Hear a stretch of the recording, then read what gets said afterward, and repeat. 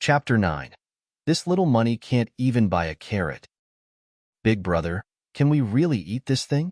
In the small house, Kiko, who had just woken up, held a strawberry the size of an apple in her hands and asked in confusion. Of course. I just tried it. It tastes good. Hiroshi replied with a gentle smile as he placed the freshly harvested anti-radiation grade vegetables into the kitchen freezer, then turned around to answer Kiko's question. But this strawberry is huge. Kiko tilted her head, blinking as she said, in fairy tales, those fruits that look delicious are usually poisonous. Like Snow White's poisoned apple. Hiroshi raised an eyebrow at her words and asked, Do you think you're Snow White? MMHMM. Kiko proudly lifted her nose, indicating that her beauty could easily rival Snow White's. But Snow White doesn't have your chubby cheeks.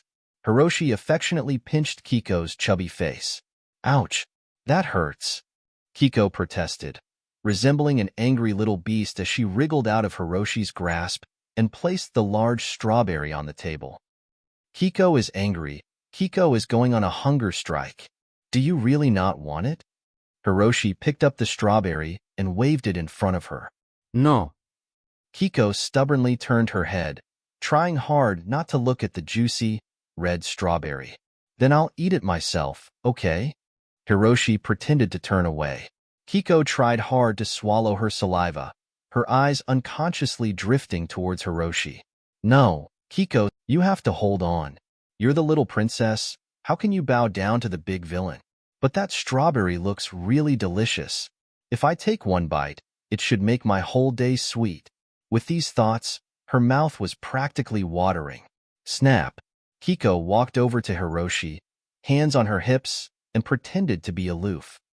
If Big Brother you apologize now, Kiko will forgive you, and Kiko won't go on a hunger strike anymore. Hiroshi glanced at her, raised an eyebrow, and deliberately looked away. Wah! Big Brother has changed.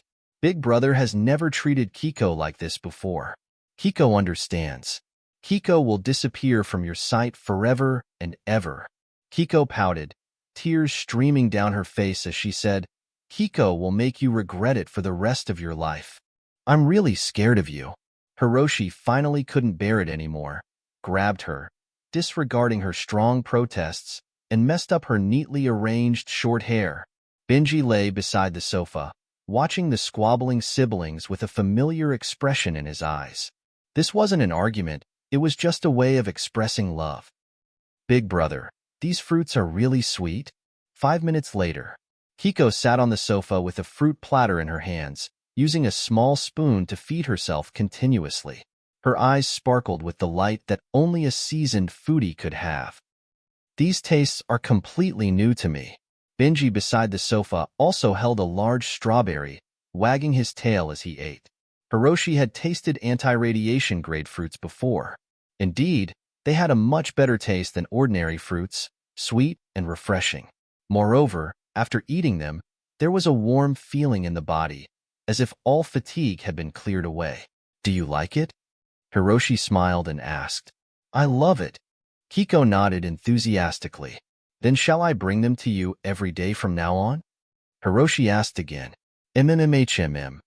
Kiko's eyes sparkled with countless little stars. Then, after a moment's thought, she scooped up a spoonful of fruit chunks and offered it to Hiroshi. Big brother, have a bite too. I'm not hungry. You eat it yourself. Hiroshi waved his hand. The anti-radiation grade crops were equally effective in alleviating hunger. Since last night until now, he had only eaten 2 tomatoes, yet he didn't feel hungry at all. Have a bite. Kiko said again. I really am not hungry. Okay. Kiko sat down obediently. She glanced at Hiroshi's face from time to time, wondering how Big Brother could resist the temptation of the sweet strawberry. How did he do it? As a seasoned foodie, Kiko couldn't figure out this question no matter how hard she tried. Ring ring. Ring ring. Just then, Hiroshi's phone rang. He glanced down and all the smile on his face disappeared instantly. It was Momo. This was the second time Hiroshi had received a call from Momo since the apocalypse. Although he didn't know the purpose of Momo's call, Hiroshi didn't want to have any more entanglements with her. If it's time to break up, then let's break up cleanly. He directly pressed the hang-up button, thinking that he could at least have some peace and quiet. Hiroshi was annoyed when the phone rang again less than 10 seconds after he hung up. Ring, ring, ring, ring. Is this endless? Hiroshi looked at the screen with the constantly jumping words, Momo, and finally began to feel irritable. He stood up, picked up his phone, and walked towards the kitchen. After closing the door, he pressed the answer button. Fine, I'll listen to what you have to say. The call connected. On the other end, Momo seemed to be in a very noisy environment, with occasional chaotic shouts and curses mixed with the constant honking of cars, making it extremely unpleasant. Hello? What is it? Hiroshi's voice was cold, with a hint of impatience. On the other end of the phone, Momo's voice was also somewhat hoarse. Upon hearing Hiroshi's voice, she seemed surprised. It seemed that Momo hadn't expected Hiroshi to answer her call. Hey, Hiroshi, do you have any stored grains and vegetables in your farm? My family couldn't get any rice, and we're running out of food.